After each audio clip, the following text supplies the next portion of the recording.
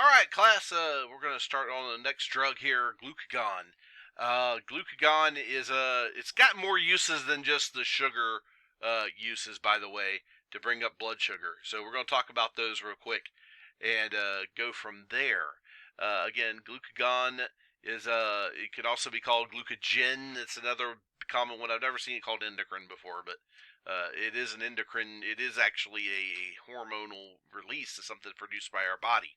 And it's used to bring up blood sugars where we can't get an IV easily or immediately. It's a hormone that is secreted by the islets of Langerhans and the alpha cells. And remember, the beta cells are the ones that actually produce insulin.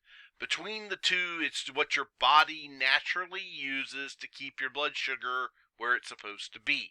Okay? Now, with that being said, it also has a couple other uses that we use it for that are, it's not necessarily off-label, but it's not what you think it would be used for.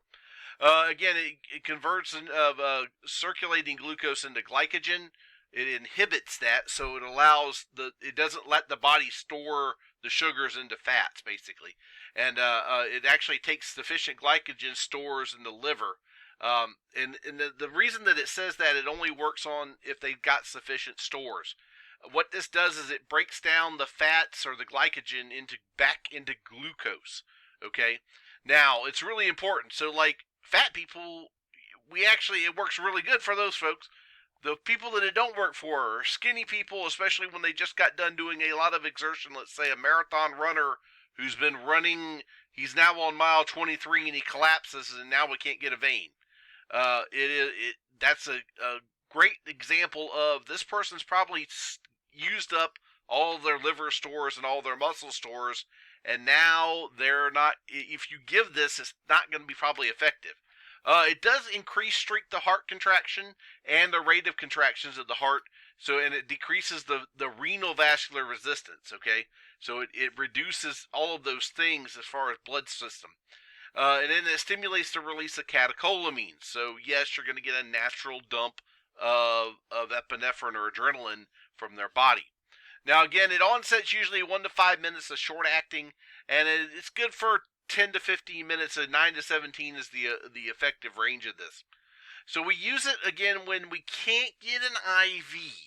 We're going to use glucagon IM in order to do that, and it's also if the oral glucose is contraindicated. Don't forget about oral glucose.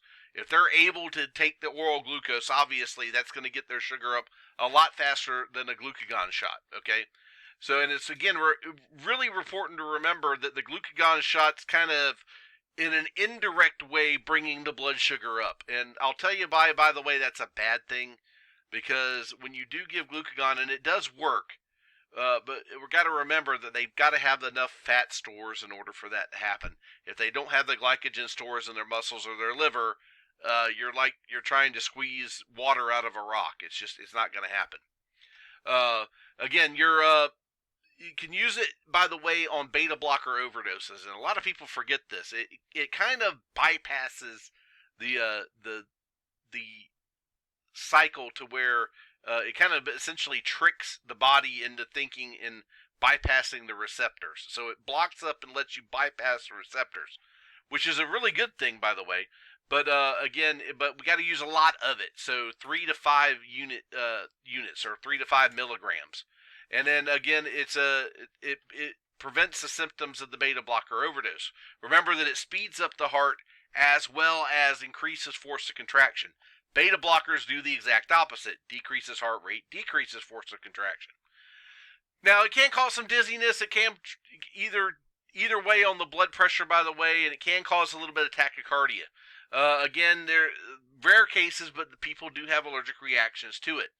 It's usually the proteins that are involved, by the way, is what they're allergic to. So again, and if the patient's got a high blood sugar, this is only going to make the blood sugar higher. Again, kind of like you really don't want to give it to somebody that's already got a high blood sugar. If they are a malnourished or alcoholic patient, and again, back to those glycogen stores, those folks don't have the glycogen stores for them. You're trying to squeeze a sponge that's already been squeezed.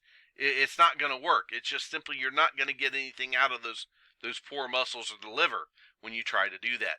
Again, if you mix this stuff with any of the chloride solutions, calcium chloride, if you try to mix it with sodium bicarb, it's not going to do it, and it's incompatible again with normal cellular lactated ringers. So you really, if you try to do that, it's not going to work. Okay, it really needs to be given. If you're going to give it, it's got to be given with a D5W bag. So when you're really think about this really carefully when you're going to give this IV. You got to make sure that it's a D5 line that you're actually giving that through. Again, when the glycogen stores are depleted, glucagon's not going to work, okay?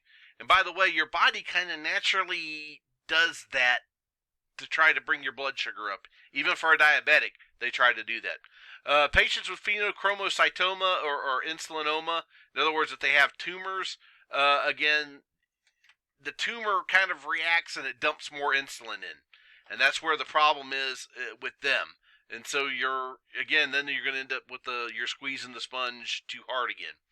Again, the stimulation, it releases catecholamines, so yeah, you're going to get an adrenaline dump, which is going to bring the pressure up higher, going to bring the heart rate up higher. So all of these things do happen with glucagon administration.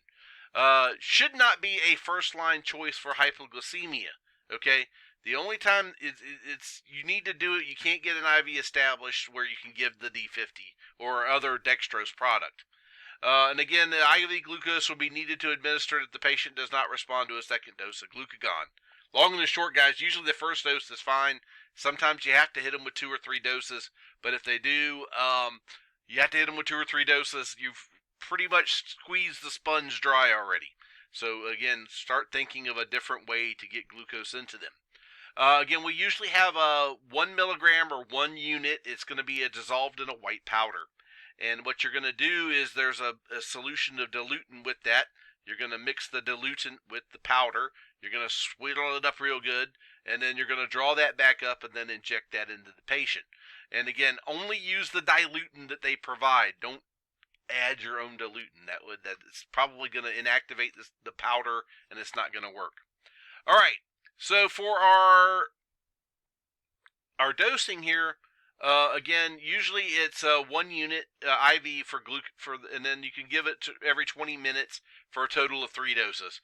If you're giving 3 doses, that means you came from Crescent City or you came from way off of Cedar Key, and you're so far away that's a long time to be messing around with a diabetic. If you know that you've got a diabetic that you can't get an IV on, and again, there's no prospects of getting the IV, sitting on scene and giving them a shot of glucagon is not, and I repeat this, not the right answer to do, okay? Load them up, get them to a hospital where we can properly administer the glucose to them. Again, if they're having a beta blocker overdose, it's usually 3.5 to 5 milligrams.